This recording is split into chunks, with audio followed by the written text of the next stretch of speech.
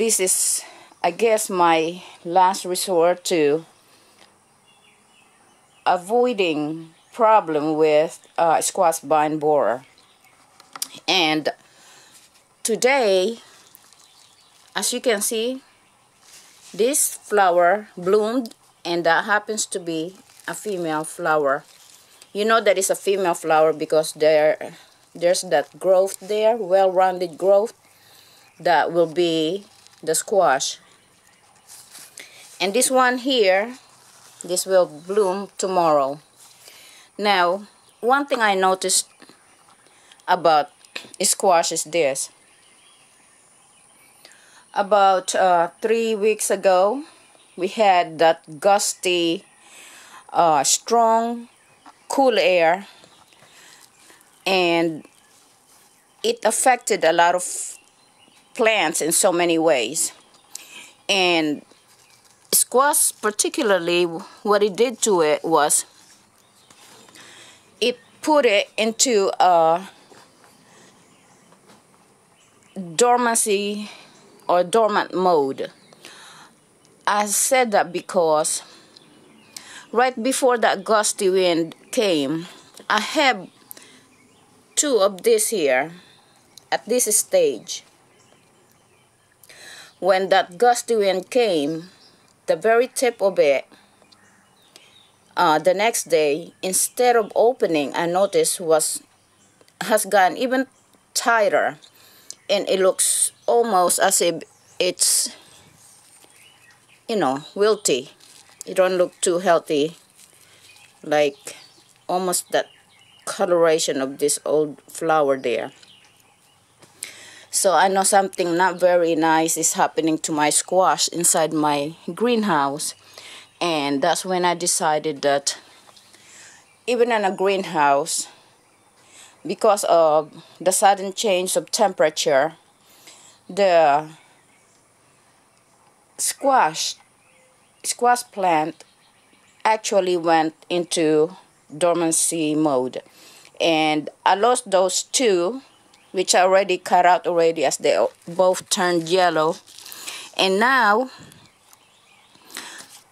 as I was doing with those first 2, I was keeping an eye on them so that being that there's no pollinator here inside the greenhouse, I will be doing the pollinating myself. And I was gonna go ahead and do that, and then I realized someone might be interested in doing the same thing that I'm doing here, growing the squash inside the greenhouse, and would like to know how I managed to grow. Hopefully, I'll be able to grow at least 2, these 2 here at least, squash out of this plant, and I'll be very happy with that. I'm hoping for more, but I'll settle for 2 or 3. So, as I said, at this point, sometimes the bumblebees and other type of insects manage to get inside my greenhouse. But I can't wait on that to happen, because this bloom would only last as long. And by tomorrow, this bloom will fade, and if we don't get pollinated today, chances are I will not have this squash here. So this is what I do. I look for a male flower, in which that's a very good candidate right there. See? You know when it's a male flower because you see the long stem right there? And there's no rounded growth in there. I am going to carefully break that off. Oh, I'm sorry, I don't even have you. There you go. This is the male flower, and as you can see, long stem, no rounded growth below the flower. See? Male flowers always comes attached to very long stems such as this, and I happen to have two female flower, which one is already ready for pollinating. And this is what I do. Pardon me, let me put this camera down. I have my camera sitting on the raised bed, and it's kind of low right now, so I will try to show what I'm doing. Here is the male flower. What I'm going to do is I'm going to open that, take all these petals off, and expose the pollen. Okay,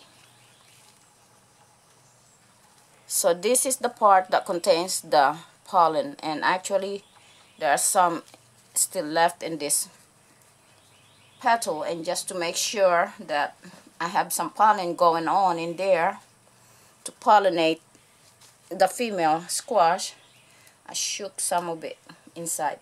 Now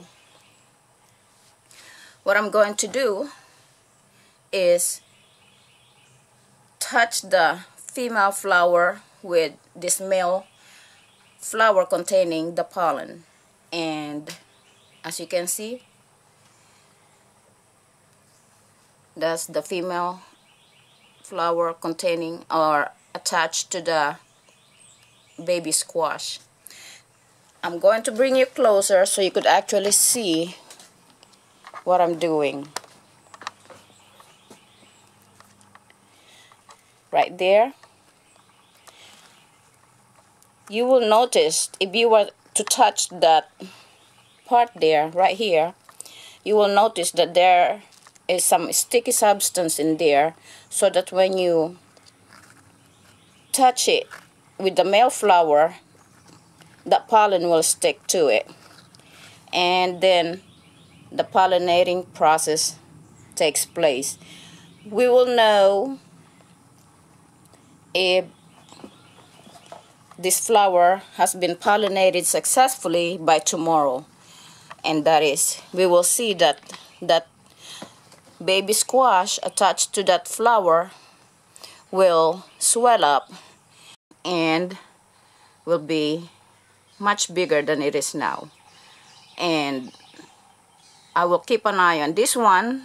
Next to it is another female flower, which is about to bloom by tomorrow, and I will do the same process again to pollinating it.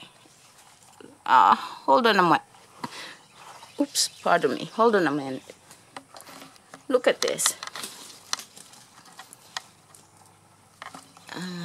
It's very humid here. It just got done raining last night. Did you notice?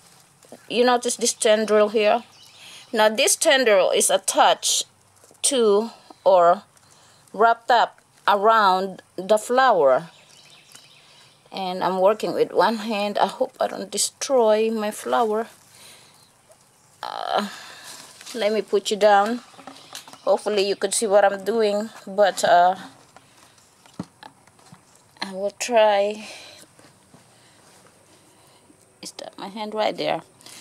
What I am going to attempt to do is just unwrap this tendril, and I'm actually going to break that just to prevent too much movement, and I don't want to take that chance of losing the bloom or cutting it by mistake. Okay, here's the tendril. It was wrapped around the base of the bloom. Now I don't know if it's going to cause any problem or affect it in any way, but just to make sure, I went ahead and unwrapped that tendrils and free that female flower, so that tomorrow I will be here again, looking forward to pollinate this baby squash right here. And as you can see, Actually, today I just noticed that there's another male flower in there. And if there is another female squash somewhere, I can use that to pollinate them. But there is always a male flower, as they are the first one to come out. There's always male flower waiting to pollinate a female flower, as this one here. This should bloom by tomorrow. And here's another one right here. So that's what I'm having to do with my squash this year, to keep it away from squash vine borer. And you know, I am not going to really give it 100%,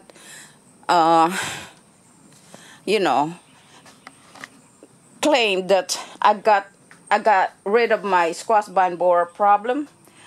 But because they do manage to, I don't know, somehow they managed to get in some of the bugs here inside the greenhouse. And as you can see that my greenhouse is not completely done.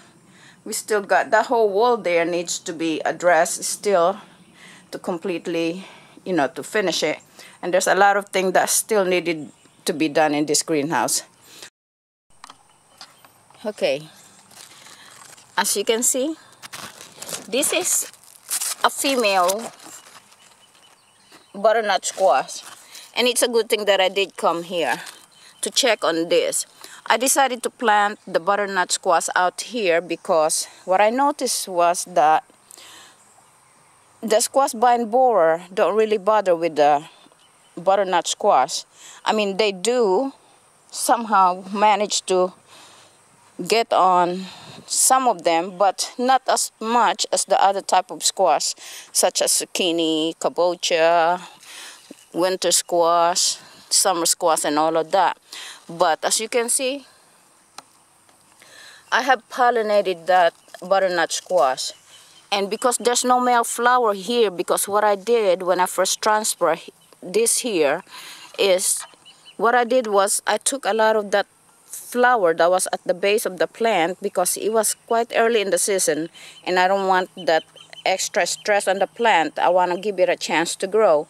So now I was left with the female squash or butternut squash right there with no male to pollinate it. So what I did was I went in my greenhouse, got me one of those male squash flower that had bloomed, and I think it's not, as a matter of fact, it was not butternut squash flower. It's one of the flower that I just showed you when I pollinated it. And I'm about to go get the other one to pollinate the one that bloomed here again. Now, as you can see, that one as well. Let me go on the other side so I could show it better. Right there, I also hand pollinated that, as there is no male flower here. And as you can see, it's a successful pollinating, because as you can see that the butternut squash is growing much bigger. So let me go inside the greenhouse and get me one of those male flower to pollinate this one. Okay, so that's the male squash flower from inside the greenhouse, and I am going to use that to pollinate the butternut squash right there. That's a female butternut squash, and you can see that it's a female because again there's that baby butternut squash is starting to develop right under the bloom. Such a cute little butternut squash. Okay, pardon me, but I'll have to put you again. Oh, I wish I could. I hope I don't drop my camera. Oh, well, anyway, right below this camera is where the butternut squash that I'm going to pollinate. And some of the pollen are falling, and just to secure